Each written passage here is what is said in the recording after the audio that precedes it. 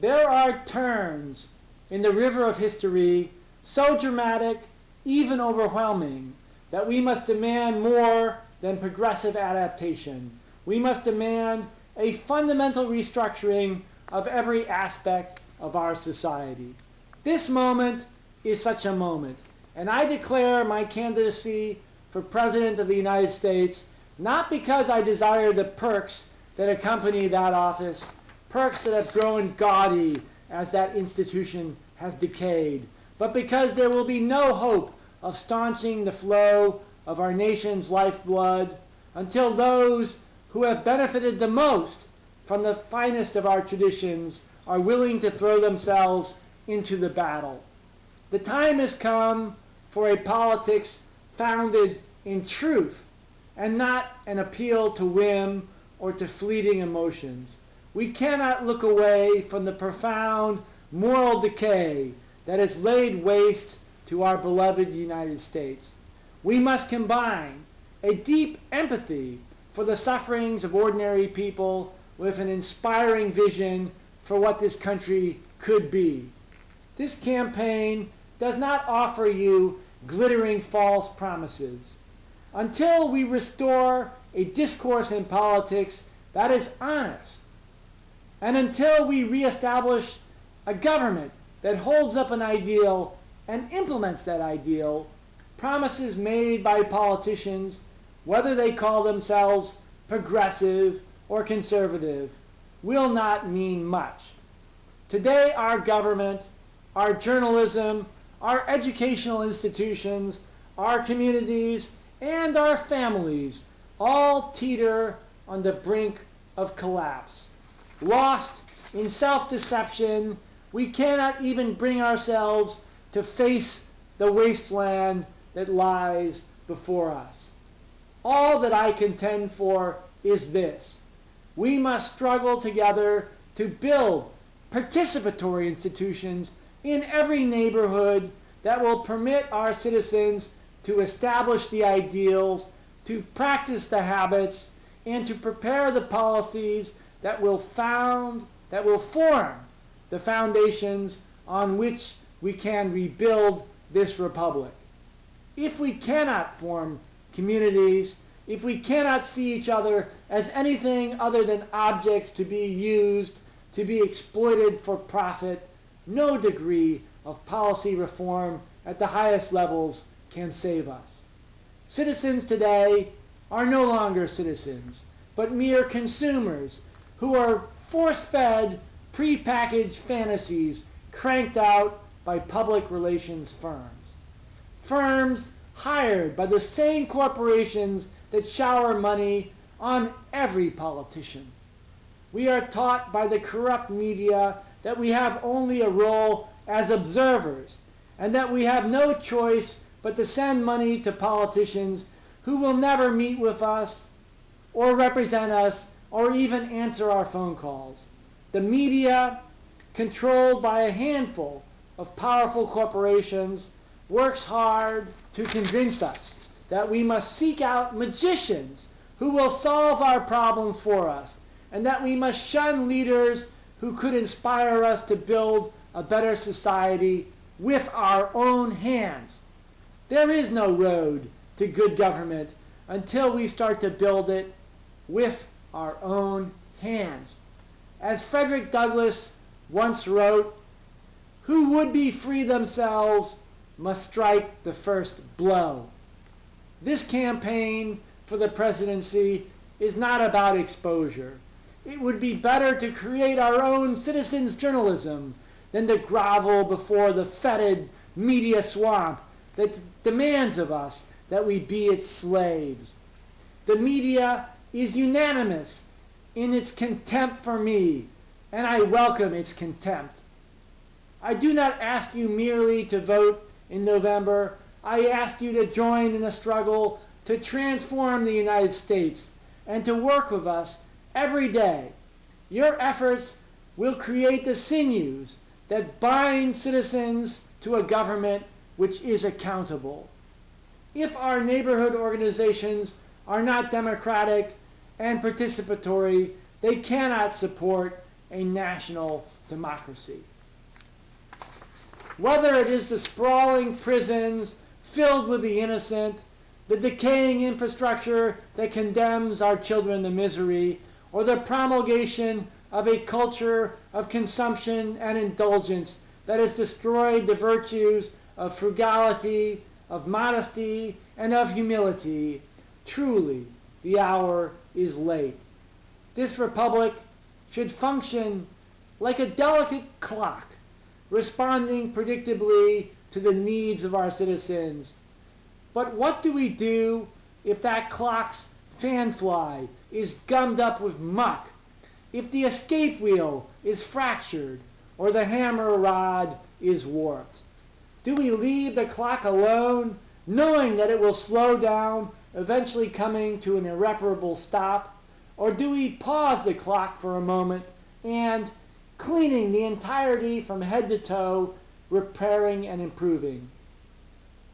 The latter approach runs the risk of tempting tyranny, but the former virtually guarantees it.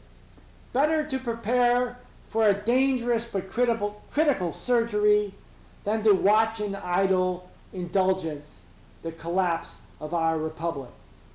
When it becomes painfully self-evident that a long train of abuses and usurpations are born of the pursuit of absolute despotism, it then becomes our right and our duty to provide new guards for the people's future security.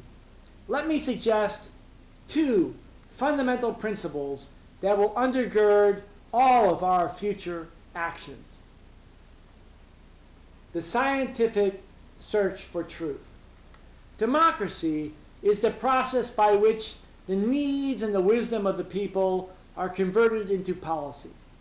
But if the people are misled, sated with distorted and embellished journalism, if they are taught to be self-indulgent and thus lose interest in governance, then we have a democracy without people.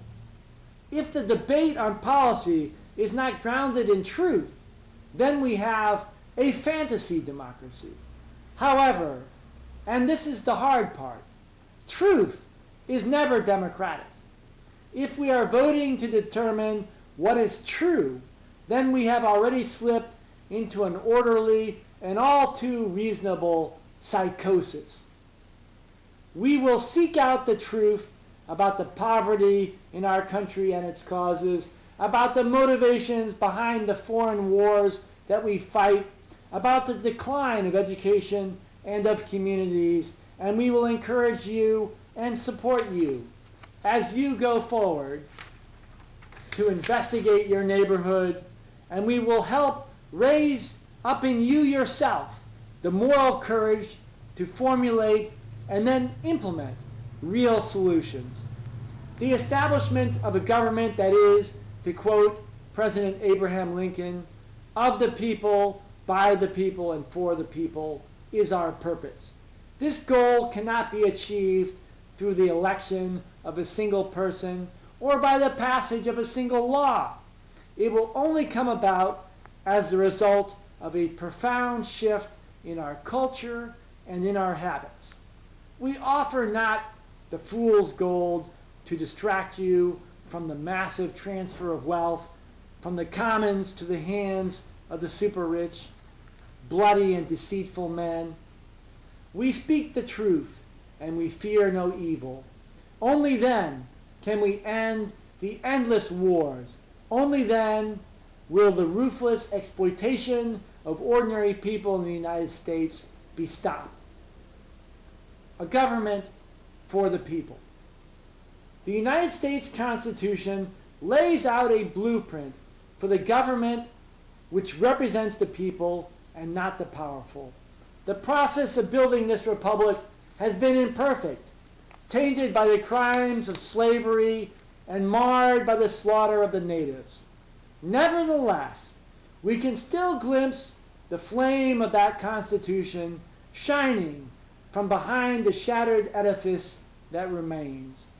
Now is the moment to reinvent government, not as a PR gimmick, funded by corporations, or as a gateway for contractors in search of profits, but as something that protects the welfare of the people and that defends those who oppose the powerful. The radical concentration of wealth, the catastrophic collapse of our environment, and the foolish drive for militarism as a road to riches, these crimes are not even considered as topics for discussion in polite company today. Those who are supposed to lead us prefer to wrap themselves in a blanket woven of cowardice and of hypocrisy, and to ape the honored practice of the three monkeys. But there is a terrible, terrible hidden cost for that choice of silence. Nightmares wrap around our youth in the stark mountain passes of Afghanistan, or in the dank hallways of Walter Reed Medical Center, where they lie in their own urine trying to piece together a fragmented mind. Or in the cells of private prisons, where they stare all day long at blank walls. Let us bring a ray of hope to those who must work constantly at miserable jobs day and night to feed their children. Let them know that a government will be created that places their interests at the center of the national agenda. Let them know that we are not afraid to call slavery, slavery, and that we are not afraid to call war, war. The truth goes marching on. With all lowliness and meekness, with long suffering and forbearing, let us go forward together. Our campaign must be confrontational at times, but it will always be rooted and grounded in love. We will demand that the wealthy who gather by vanity shall be diminished, and that those who gather by labor shall increase. We will make it clear to all that the most valuable things are precisely those that are invisible, the core values that guide us as individuals, as groups, and as a nation, to sacrifice ourselves readily, not only for the benefit of the whole, but also for the pursuit of truth.